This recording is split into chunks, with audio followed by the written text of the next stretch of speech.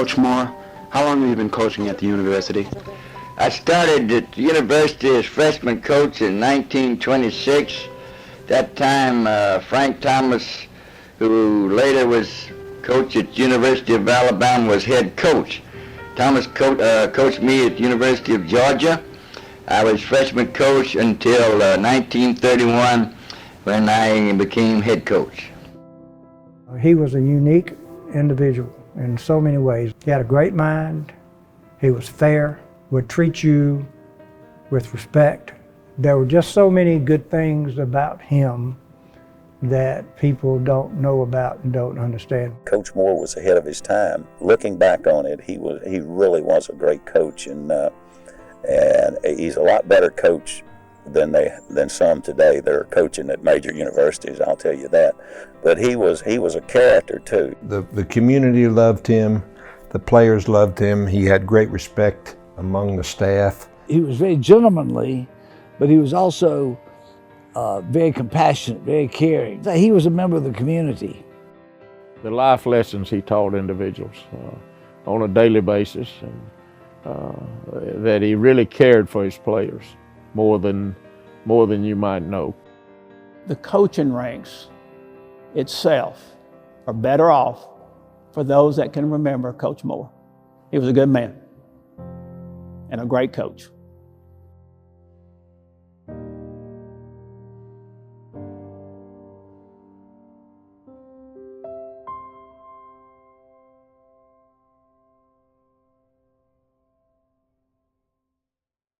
Any recollections, any memories of your grandparents? You're talking about my father's mother and father? Very many.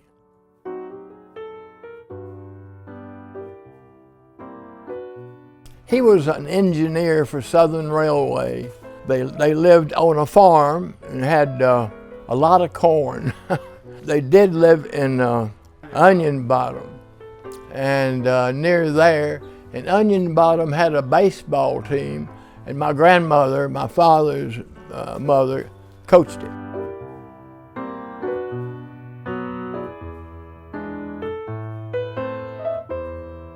He then went on to Macaulay. He went to City High first, and was invited to come to Macaulay for his senior year, and he did that, and did a postgraduate course at Macaulay. He played baseball at Macaulay, and then from Macaulay he went on to the University of Georgia and played baseball, also played football.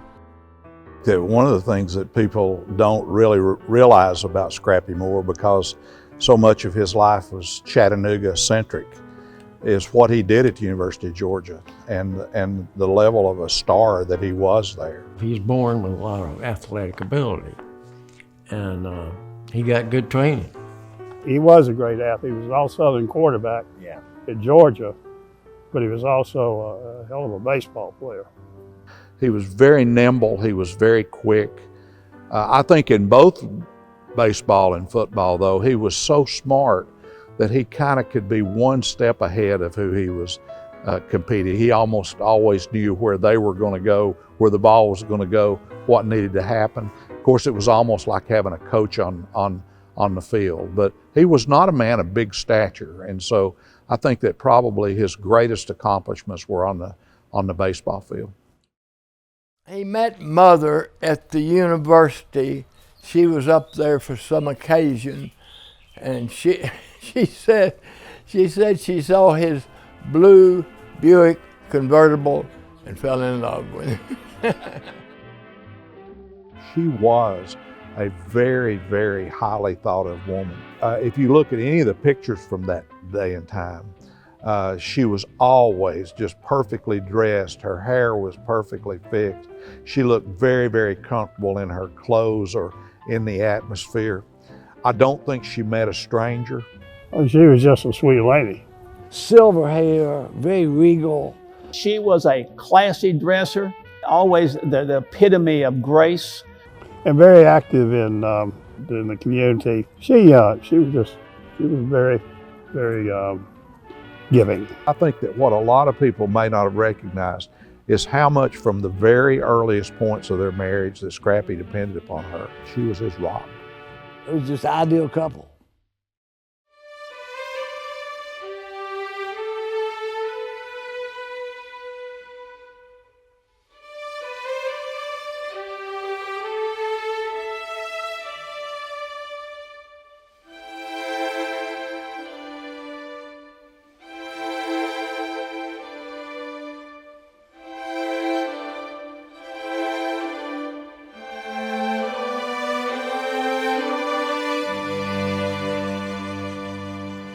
Was he a motivator or an innovator?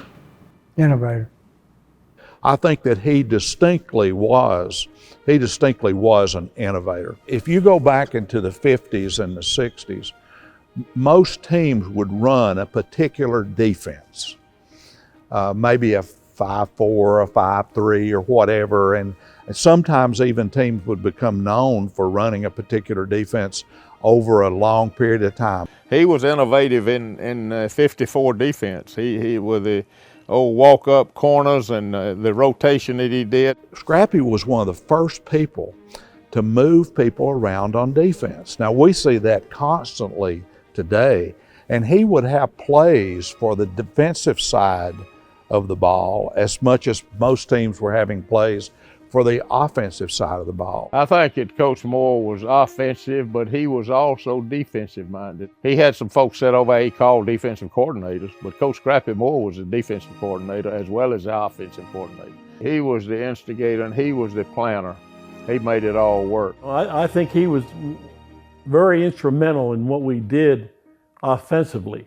The different things that we would change up, you know, whether it was routes or whether it was, you know, formations or whatever it was.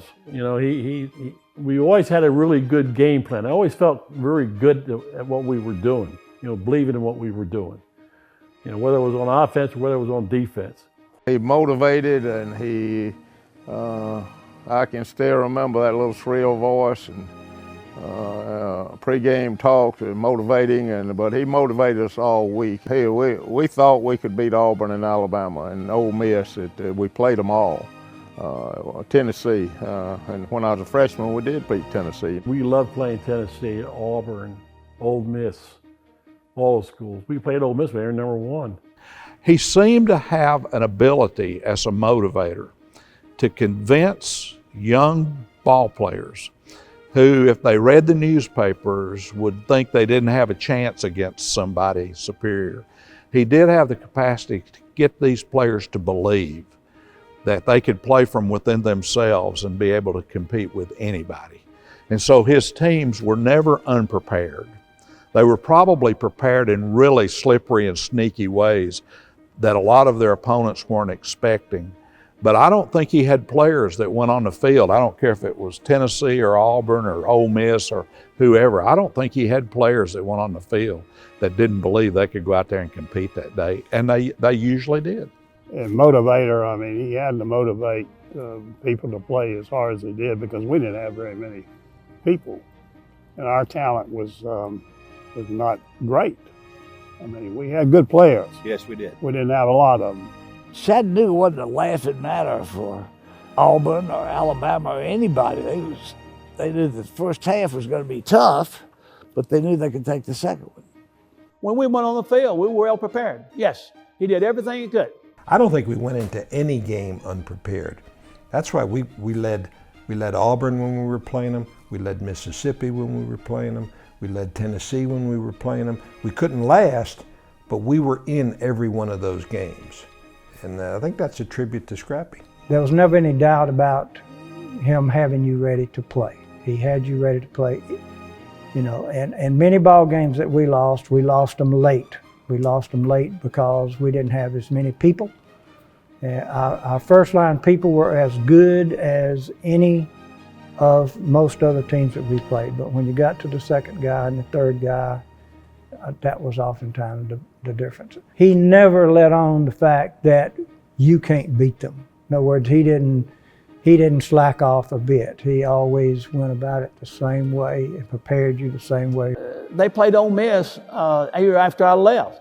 Well, almost all of that, except for a very few, were people on our teams that had played through 64 through 67, and that was a 68 game. And I think the final score was like 20 to 14 or something. And I think Manning was playing at that time. And so we were always well prepared, no matter where it was. It got down to late in the game. We had been there in that position all 4 quarters, and we probably had seen 3 people across from us that was fresh and ready to go again. So in the end, sometime it cost us the games because of the lack of depth that we had. He was I thought just a genius coach as far as getting us ready, breaking opposition down, their strengths and weaknesses and so forth. We played Auburn every year when I was here, and Auburn ran a wide tackle 6, which was kind of unusual at that time. There were just a few schools in the nation running that, but they had good athletes and they could do it. But it lent itself to some things offensively you could do to really hurt them. And Scrappy would always put in some offensive plays that we would have tremendous success with. And you think with the big staff and the players they had at Auburn, they would adjust to it and shut it down pretty quickly. But they didn't. I mean, Scrappy would put in a new thing for them, and we would have success, and they wouldn't stop it. I remember when I was a freshman, we went and played Auburn, and we had 2 tackles, Sheehan and Long. When we went back and looked at the films on Monday, I mean, they absolutely wore those people out. Kerry Henley, our fullback, had more yardage offensively than the entire Auburn offense had. Now, what does that tell you about Chattanooga, and what does that tell you about his ability to get people ready to play? So yeah, he would get you to play your very best, and sometimes he would do that out of fear. Yeah. But that's okay. I mean, that's whatever it took. He would get you to play. Well, Coach Moore was a guy that always, when we got beat by people that were better than we were. And he always made sure that we were sound and knew what to do.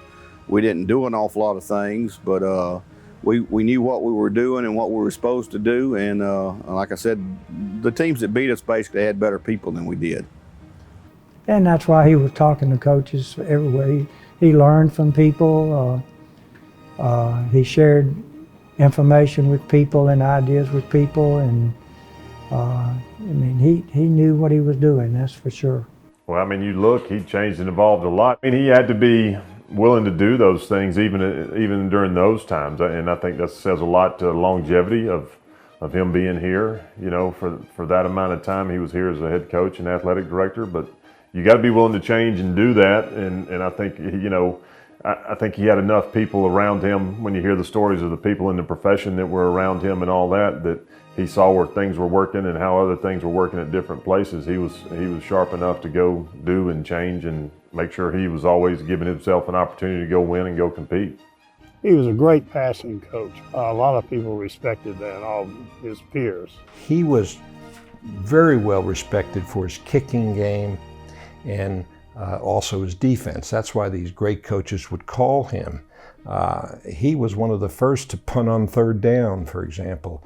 Most people, back then, in sloppy weather and stuff like that, he really knew how to take what he had and use it against the other team or defend the other team. And defensively, I thought he was a great coach.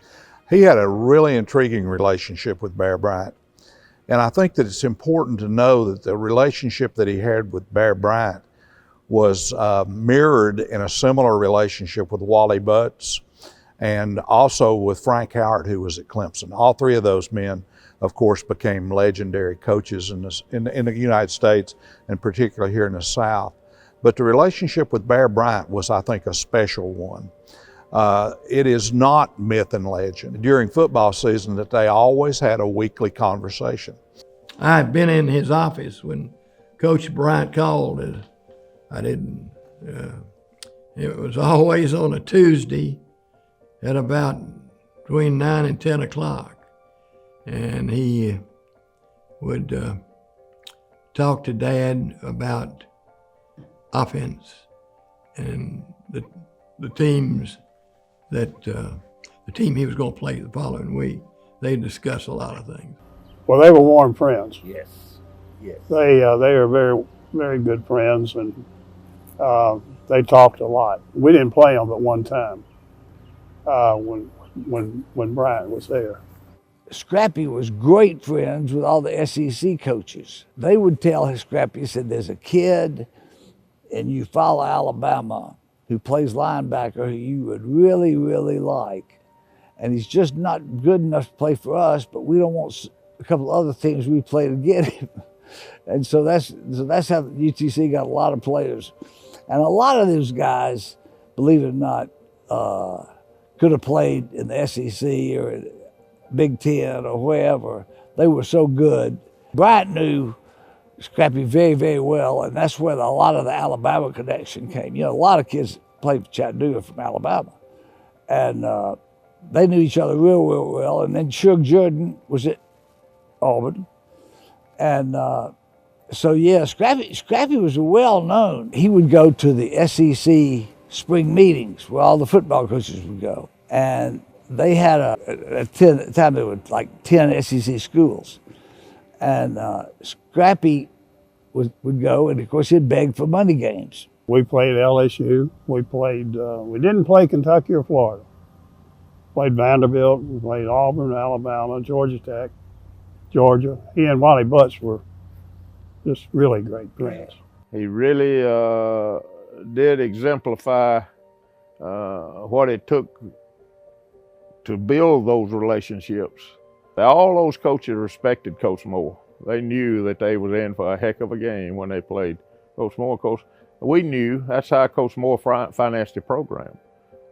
He'd get $20,000-$25,000 to play those guys, and he had to. I think it's been said that he ran the program out of his pocket, out of his hip pocket, and by George, he did. He had a roll of money that big. It wasn't his money. It was the university's money and the athletic department's money, and he ran the whole show out of that pocket. You know, back then it was times were tough. You know, the money wasn't as available as it is now, and so I think Scrappy was a lot of his job was trying to get the funds for the different programs that he was trying to promote, that he was, you know, in charge of. And I know that wasn't an easy job. He was smart. He was a smart businessman. He had help from major donors in town, major civic leaders in town. Scrappy could go to them and say, we need this, and we need that. We need some help. We need a new bed. We need a new desk. We need some money for food. He was personal. He's a nice guy. Everybody loved him. And it made him popular, which made him popular was some pretty financially high people who donated heavily to Chattanooga. For instance, Max Finley, he'd ask, you know, Dad, what do you need? And Max would always come through with something for the UC program, and as well as the $2 million they gave land for the Finley Stadium. He would talk about, for example, going on a walk. And so he would come to a time in the program where he needed some extra money to do the things he wanted to do. And he would just get up out of his office, and, you know, go to town, as he would say, and he would walk through certain businesses and Mountain City Club or wherever the case may be, and then he would come back with whatever he needed for the next kind of economic investment in his program. And for him to operate this program and the way he did it was simply incredible. He was a genius when it came to handling money within the program. And we used to laugh about it after we got over the shock. We used to laugh about the number of scholarships we had was determined by the amount of beds we had. So we had 52 beds, so that's how many scholarships we had. I'm surprised he didn't leave, because I know he'd gotten offers from everywhere. He could have easily left Chattanooga. I know Scrappy turned down some very lucrative jobs. He had the opportunity to go to other SEC schools to be head coach. UT wanted him to come and coach on a kind of an interim basis for them when General Neyland was doing military type of service. He had the opportunity to coach for the Redskins and probably a couple of other NFL teams, and he never would do that. And I think the best explanation is that coaches did not get paid in those days like they do today, and that he had such a network here in Chattanooga of the people that he was close to and the people that would support his program and that would support him being a part of that program. He had that big offer to LSU, and they had a family meeting. He and Miss Helen and David and Scrappy Jr. met, and he asked for a vote, and 3 hands went up not to move, so that ended it right there.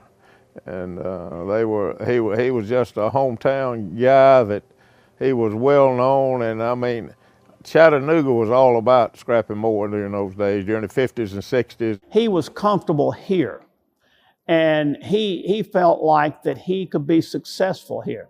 Within the 45-year period, he proved himself correct, and he was successful here. You know, he knew everybody. Everybody took care of him. They knew who he was. It never entered my mind that he would even think about going really anywhere else. You know, the Auburn job or the Ole Miss job or anything like head jobs, that's sort of, you know, I don't know whether it was just because of the fact that he has his family, his kids, and he's been there for so long, and you know, maybe money's not really a big deal with him anymore. You know, I felt like if Coach Moore had gone to a larger school, that he could have been as good a coach as there was in the country at that time. But for whatever reason, he chose not to.